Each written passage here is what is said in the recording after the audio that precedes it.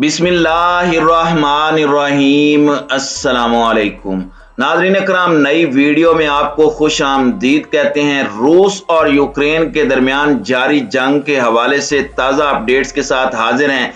रूस का कहना है कि यूक्रेन अमेरिका की मदद से एक इश्तियाल अंगेज कीमियाई हमले की तैयारी कर रहा है और इस कीमियाई हमले का मकसद रूस के ऊपर इल्जाम आयद करना है, जबकि रूस की जानिब से भी यूक्रेन के मशरकी इलाकों पर बड़े हमले की तैयारी की जा रही है। जबकि दूसरी जानिब गुज़श्ता रोज रेलवे स्टेशन पर एक हमला किया गया और उस रेलवे स्टेशन पर रूसी हमले में हलाकतों की तादाद 52 तक जा पहुंची है।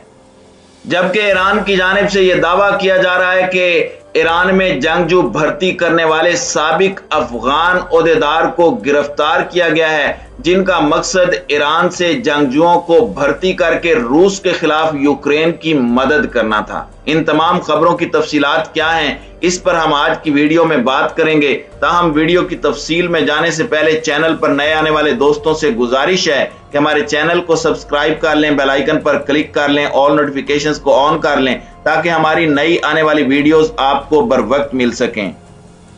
नाज़रीन इकराम, रूस ने यूक्रेन के मशरकी शहर में बड़े हमले की तैयारी शुरू कर दी है। हमले के पेश नज़र यूक्रेनी फोर्सेस मोर्चा बंदी कर रहे हैं। अमरीकी खबर रसां एजेंसी के मुताबिक रूस का मशरक में मुमकिना नया हमला अब तक होने वाली जंग में फैसला कुन साबित हो सकता है। माहिरीन का कहना है कि मशरक में बड़ा हमला चंद दिनों में शुरू हो सकता है। यूक्रेन के फौजी कमांडर के मुताबिक रूसी फोर्सेस ने यूक्रेन के दिफा को तोड़ने के लिए अज़यूम की जानिब ताज़ा फौजी दस्ते भेज दिए हैं। रूस खार्किव और मारियोपोल में भी अपने हमले जारी रखे हुए है। खबर रसां एजेंसी के मुताबिक रूस का मशरक में मुमकिना नया हमला अब तक होने वाली जंग में फैसला कुन साबित हो सकता है। जारी जंग में अब तक हजारों लोग मर चुके हैं और रूस मुआशी और सियासी तौर पर तनहा हो चुका है। माहिरीन का कहना है कि मशरक में बड़ा हमला चंद दिनों में शुरू हो सकता है। यूक्रेन के फौजी कमांडर के मुताबिक रूसी फोर्सेस ने यूक्रेन के दिफा को तोड़ने के लिए अज़यूम की जानिब ताज़ा फौजी दस्ते भेज दिए हैं। रूस मारियोपोल में भी अपने हमले जारी रखे हुए है, जो 1.5 महीने से उसके घेरे में है।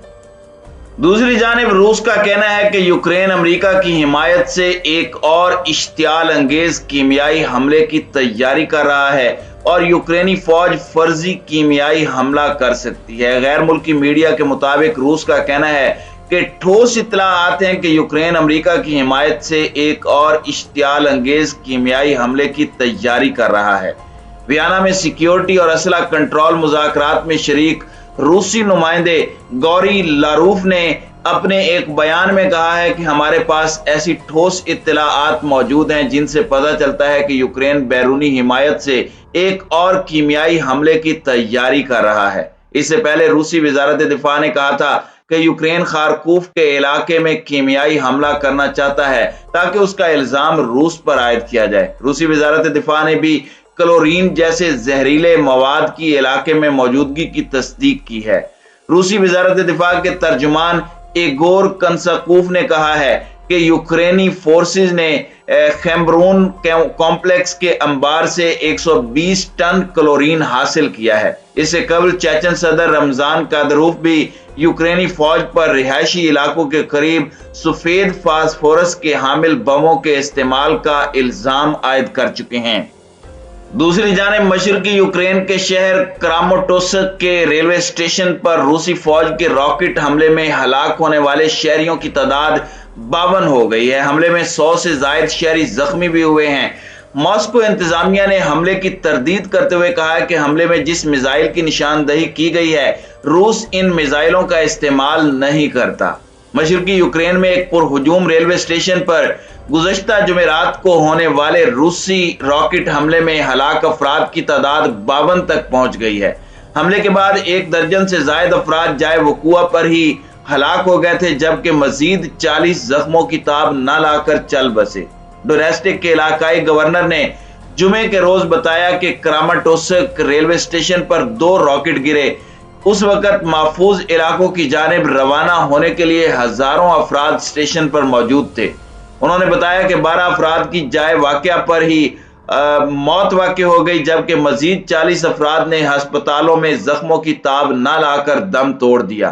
ہلاک ہونے والوں میں 5 بچے بھی شامل ہیں۔ دھماکے کے بعد کی جو تصویریں اور ویڈیو سامنے آئی ہیں ان میں لاشوں اور زخمیوں کو زمین پر پڑے ہوئے دیکھا جا سکتا ہے، جن میں متعدد کے جسمانی اعضاء غائب تھے۔ ایک لاش کا سر کٹا ہوا تھا۔ کراماٹورسک کے میئر نے بتایا کہ جس وقت روسی راکٹ کا حملہ ہوا اس وقت اسٹیشن پر تقریباً 4000 شہری موجود تھے۔ یوکرین کے صدر ولادیمیر زیلنسکی نے فیس بک پر اپنے پوسٹ میں لکھا کہ کراماٹورسک ریلوے اسٹیشن کو روسی ٹوچکا میزائل کا نشانہ بنایا گیا۔ انہوں نے کہا کہ میدان جنگ میں کھڑے ہونے کی ہمت اور حوصلے سے محروم روسی اب پاگل ہو کر شہری آبادی کو تباہ کر رہے ہیں۔ اگر انہیں سزا نہ دی گئی تو وہ رکنے والے نہیں ہیں۔ زیلنسکی نے اس حملے کے بعد عالمی برادری سے روس کے خلاف سخت ترین اقدامات کی اپیل کی۔ ان کا کہنا تھا کہ ہمیں اس جنگی جرم کے خلاف سخت عالمی کارروائی کی توقع ہے اور یوکرینی حکام اس بات کو ثابت کرنے کی کوشش کریں گے کہ کس نے حملے کا حکم دیا اور اس کے لیے کون ذمہ دار ہے۔ انہوں نے مغربی ممالک سے مزید ہتھیار فراہم کرنے کی بھی اپیل کی۔ زیلنسکی نے روس پر توانائی کے شعبے پر مزید پابندی عائد کرنے اور روسی بینکوں کو عالمی نظام سے منقطع کر دینے کی بھی اپیل کی۔ جرمن چانسلر اولاف شولز نے اس حملے کو ظالمانہ قرار دیا۔ برطانوی وزیر اعظم بورس جانسن نے کراماٹورسک ریلوے اسٹیشن پر حملے کو بے حسی کی علامت قرار دیا۔ برطانوی وزیر دفاع نے اسے جنگی جرم اور ڈیئر لائن نے اسے ظالمانہ قرار دیتے ہوئے کہا کہ اس کی مذمت کے لیے ان کے پاس الفاظ نہیں ہیں۔ دوسری جانب امریکی صدر نے بھی ریلوے اسٹیشن پر تازہ حملے کو ہولناک ظلم جبکہ فرانسیسی حکومت نے انسانیت کے خلاف جرم قرار دیا۔ اسی دوران روس نے حملے کی ذمہ داری لینے سے انکار کیا ہے۔ کریملن کے ترجمان دمتری پیسکوف نے کہا کہ حملے میں جس قسم کے میزائل کی نشاندہی کی گئی ہے روس ان میزائلوں کا استعمال نہیں کرتا۔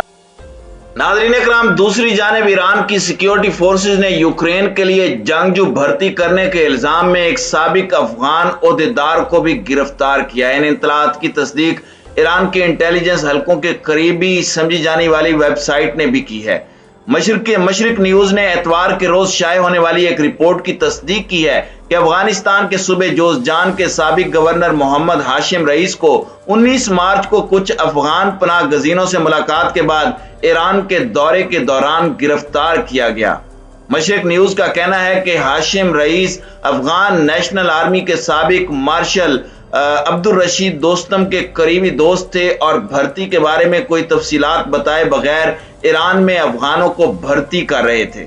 تاہم ایک بے نام ذرائع کے حوالے سے بتایا گیا ہے کہ ہاشم رئیس کو ایرانی ریولوشنری گارڈز نے ہفتہ 19 مارچ کو تہران میں گرفتار کیا تھا اور وہ اب بھی جیل میں ہیں۔ وہ ایران میں مقیم افغانوں سے جنگجوؤں کی بھرتی کر کے انہیں روسیوں کے خلاف لڑنے کے لیے ایک یونٹ کے طور پر یوکرین بھیجنا چاہتے تھے۔